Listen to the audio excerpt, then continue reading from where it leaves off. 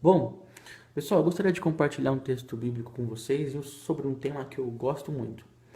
Vamos ler lá, Marcos capítulo de número 2, versículo de número 15, 16 e 17. E aconteceu que estava em sua casa, reclinado para uma refeição, e muitos cobradores de impostos e pecadores estavam reclinados com Jesus e os seus discípulos, pois eram muitos e o seguiam. Os escribas e os fariseus, vendo que comiam com pecadores e cobradores de impostos, diziam os discípulos dele: Ele come com cobradores de impostos e pecadores. Tendo ouvido Jesus, lhes disse: Os sãos não têm necessidade de médico, mas os que estão doentes. Não vim chamar justos, mas pecadores. Bom, esse tema é um tema que eu gosto muito de abordar, apesar de estar em fase de estudos e sempre vou procurar estudar esse tema que me alegra muito. Alegra também um amigo meu chamado Fagner, ele gosta muito de falar sobre esse tema, inclusive elaborou um livro muito interessante sobre comensalidade e eu recomendo para os amigos aí do Facebook. Bom, o texto que nós lemos, sobretudo, fala sobre a acusação que pesava sobre a vida de Jesus, que era uma acusação naquele tempo grave. E Jesus, sentado para comer com pessoas que eram consideradas pecadoras e publicanas. Bom, hoje talvez o brasileiro não consiga conceber essa ideia de quanto foi um desafio para Jesus quebrar essa linha que existia na cultura entre puro e impuro. Quando Jesus opta por sentar com pessoas que teoricamente eram impuras, aí entre aspas, passar essa linha que era muito difícil de se passar entre puro e impuro e adentrar no mundo daqueles que eram marginalizados e desclassificados socialmente e propor uma refeição, às vezes a gente não tem a dimensão do impacto que isso gera na época de Jesus. Gente, a gente tem que imaginar que lá naquela época o extrato social era bem rígido, as pessoas não se comunicavam se elas fossem de outros classes sociais, se ela fosse considerada impuro.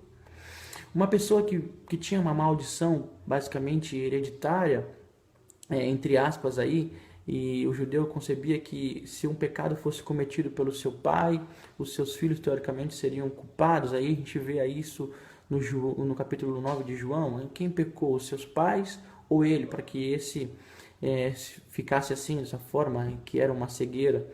Então a gente vê que na cultura era muito forte a questão do pecado em relação a uma debilidade física ou problemas financeiros ou problemas na família, etc. e tal. O judeu mesclava essas coisas.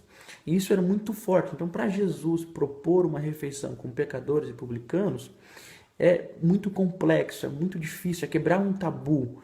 E para Jesus isso foi realmente desafiante, tanto que os evangelhos narram que ele é um cara acusado de comer com pecadores e publicanos, e isto pesa de forma ruim na cultura e na sua sociedade. Apesar dos evangelhos não esconderem isso, deixar de forma explícita mesmo, é justamente para mostrar o quão Jesus estava disposto a resgatar aqueles que eram doentes.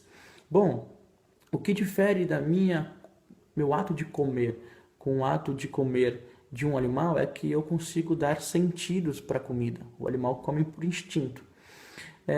E Jesus e a sua época também davam sentidos para a sua alimentação.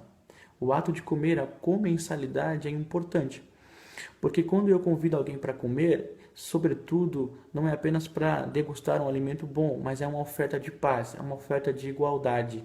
Quando eu digo que eu quero comer com alguma pessoa naquela época, quer dizer que eu sou igual a ela e nós podemos ter uma vida comum, em comunhão, porque nós somos iguais. Então, basicamente, Jesus se assemelha com aqueles que são marginalizados, considerados pecadores, desclassificados sociais, mas, sobretudo, ele não quer apenas se assemelhar, ele quer dar uma oferta de paz e pegar essas pessoas que estão na margem da sociedade e trazer para o centro do seu evangelho, o centro do seu reino. Então, sobretudo, comer diz muito naquela época.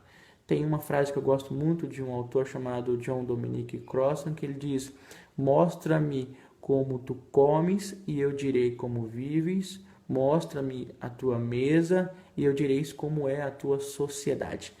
Comer naquela época diz muito de como você vive e quem você é. Mas na mesa onde Jesus está, há uma coisa muito interessante que Albert Nolan, um sul-africano, aborda em um livro chamado Jesus antes do Cristianismo, que na mesa de Jesus existe o perdão implícito da dívida. Existe o perdão implícito daquilo que era débito. Então, teoricamente, além de Jesus degustar uma comida boa, promover uma oferta de paz e de igualdade, ele promove o perdão implícito do débito. É um ataque contra o sistema que fazia esse povo, que era marginalizado, apenas dever, dever, dever, dever e não conseguir pagar a sua dívida. E Jesus promove isso. É uma oferta de paz, é um saboreio de comida com pessoas interessantes e, sobretudo, é o perdão implícito dos seus pecados. Não é à toa que Jesus escolheu a mesa para celebrar a sua ceia. Não é à toa que ele deixou até Judas participar desse momento tão maravilhoso do perdão implícito de Deus dentro da comensalidade. Espero que vocês tenham gostado. A mesa de Jesus é uma mesa que promove igualdade. Abração, pessoal.